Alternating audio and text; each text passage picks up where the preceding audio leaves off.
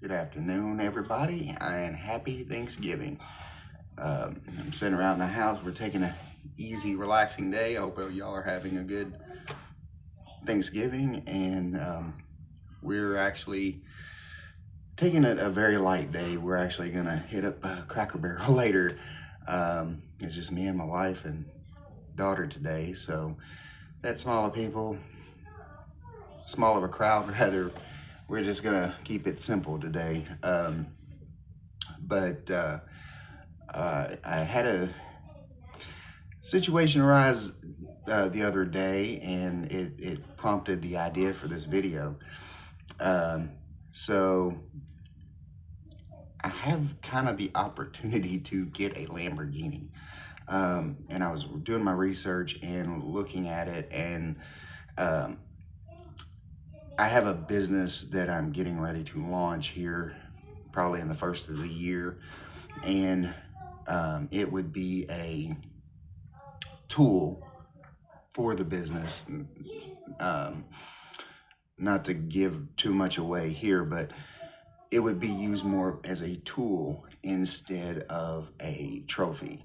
And so obviously I wanted to do my research and go, okay, how much is this thing going to cost to insure? Do some cost comparison and things like that. Um, the Lamborghini I'm looking at is a Lamborghini Gallardo. It's not a Hurricane or anything, Huracan or anything like that. But it's a Gallardo, and with it being an Audi-based um, trim level, maintenance, ease of maintenance, things like that. That's not really what I was going to get into. What I was going to get into is more on a financial aspect and why it is important that when you're out vehicle shopping, that you do these cross comparison research on how much it's going to cost for insurance, how much is it going to cost projectively for. See, I live in a state where we pay annual property taxes on the value of the vehicle. That all comes into play. And sometimes, if you're buying a new vehicle, you're going to pay more because the vehicle is going to be valued more at the county clerk's office every year. And so, look at that gap and how much you're going to pay. And so, you may be in a situation where you're wanting to buy a new vehicle to replace an old one that you're tired of paying maintenance and repair bills for. But if you look at how much you've spent, say, in the past year on maintenance and repairs, add it all up, and you go buy a new vehicle, and you may not have to pay maintenance and repairs because it's under warranty. Well, then you go to the county clerk office, and they send you a bill for $1,200, $1,500. Well, you could have. That's the same $1,200, $1,500 that you would have paid to maintain your old vehicle. So it could be a wash. You could still be out the money. Plus, now you've paid more money for a new vehicle. So what I found was doing my insurance research, and it's made it kind of tempting, is that I'm looking at a range of $50 to $250 a year, not a month, a year more for this Lamborghini Gallardo compared to my minivan. Kind of a no-brainer there, right? So whenever I was talking to my insurance guy, what I kind of determined was the secret sauce is an older vehicle. So Lamborghini's an '04, even though it's low miles, obviously babied, um, but it's an '04. My van is a 2018. So the newer the vehicle it is, the higher the insurance cost is going to be. And we're talking a minivan here. I'm not in a newer Mercedes or a newer Corvette or a newer higher profile vehicle. It's just a regular family vehicle. So, but me going down to an older Lamborghini is not going to be that much difference on insurance. So what will get me is the taxes every year, the value of the vehicle, what the county clerk's office is going to value it. They could value it a little bit more than what I pay for it. They could value it a little less. I don't know. It's a matter of what that all comes out to. Now, will I get the Lamborghini? I don't know. I'm still debating it. but it is a little tempting. Um, to be honest, as a car enthusiast, as a I know that it wouldn't make my business. Obviously, me myself, the product that I provide or the service that I'm going to provide is going to make the business, but that could be a good tool. Is all I'm saying. Um, um, so whenever you're in the market for a vehicle, maybe even look for an older, well maintained, well with a good history, because that could save you in total cost of ownership. That's the main thing, is what should be looked at. Total cost of ownership.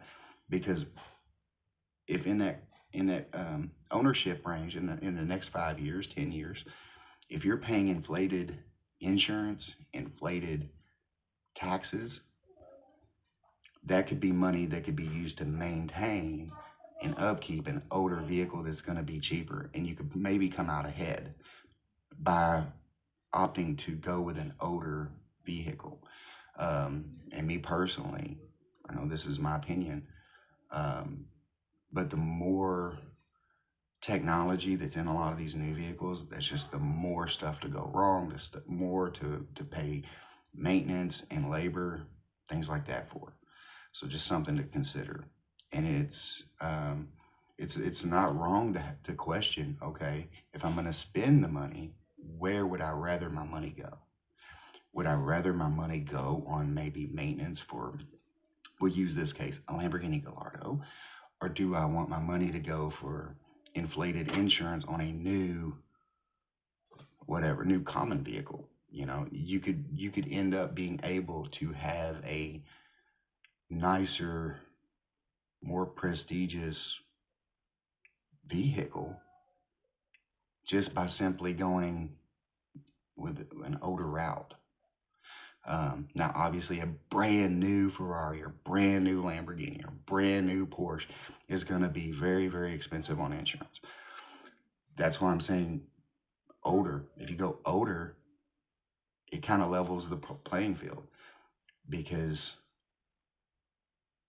2018 Caravan over Lamborghini, it's a big difference, and for the same money, as far as insurance goes. Obviously, the car is going to cost more, the value is going to be higher, and so that's where mathematically I'm sitting here juggling these numbers and going, okay, is it worth it? Is it not worth it? Is it still out of reach? That sort of thing. Um, and to be honest, I'm kind of in the middle of financial responsibility, and you only live once, so it's a very tight spot to be in. And I'm not sitting here saying I may end up going through with it. I may not, and I'll make a video to update my decision to or not to, and why. But I was just thinking about that situation and going, this could make a good teaching video for really breaking down and mathematically taking the time to go over the numbers and say, okay, where's money going to be spent extra, and where's money going to be saved, and where's the value at? Where am I building value by this decision?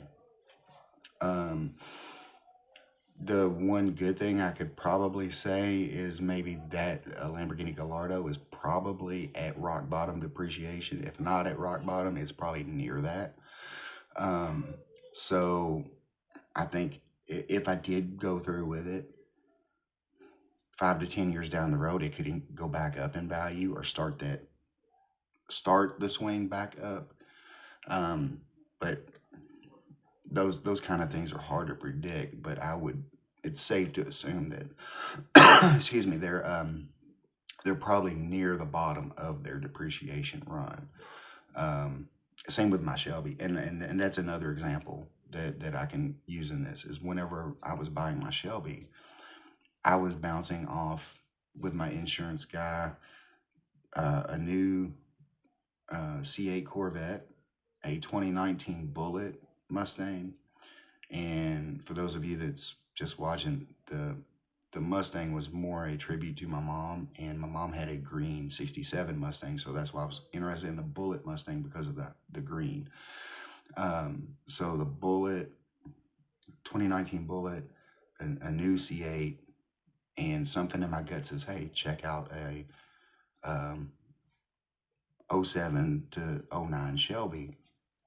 And so whenever my insurance guy ran the VIN numbers of the examples that I sent him, the believe it or not, the most expensive one was going to be the 2019 Bullet. The 2024 C8 was going to be cheaper on insurance than the Bullet Mustang. And so when I was hesitant to give him the Shelby VIN number that I'd found, and when he ran the Shelby VIN number, it came back half of both of those other two. So I was like, okay, the car's already depreciated. It's going to be cheaper to insure. The total cost of ownership's going to be down. It don't have tons of miles on it, so for all intents and purposes, it's like a new car. Good maintenance history, that sort of thing. So I went with the '09 Shelby, and it's been a great car. Like, I love it. It's not going anywhere, and it's not been a maintenance nightmare at all. It's been very easy, fairly cheap to maintain. I think in the year and a half, almost 2 years of ownership, it's cost me just maintenance. It needed tires. The tires that it was old. I would say it's cost me around $1,500, and that's because of the tires was the biggest thing. And I paid $1,100 for tires, and the rest is an oil. I did an oil change. I changed the spark plugs, just to ensure that it's been done, because I bought it secondhand or third hand or whatever, so I didn't know if it had been done. So I did. I put new spark plugs in it, oil change, new brake pads on the rear, and tires. $1,500, and that, of course, that's me doing my own wrenching, so I didn't have to pay shop labor or anything like that. It's just parts and supplies. So it's been a very, very easy to maintain car, cheap to maintain, cheap to own and operate. Of course, it takes premium fuel, so there's a higher fuel cost, but it's not my daily driver, so I'm not fueling up every week in premium fuel. And cheap to insure, cheap to, the taxable value is kind of up there, but not too bad. No worse than a newer car. So I think the secret sauce is just older cars, and I don't know exactly. I'd have to talk to my insurance guy to kind of get a good year range, but I would say, if I was a guessing man, I would say over 10 years old is kind of the secret number. As long as the car's 10 years old or older, it's not going to be too bad to insure. You get a big break. So anyway, thanks. I hope this is helpful, and God bless, and see you on the next one.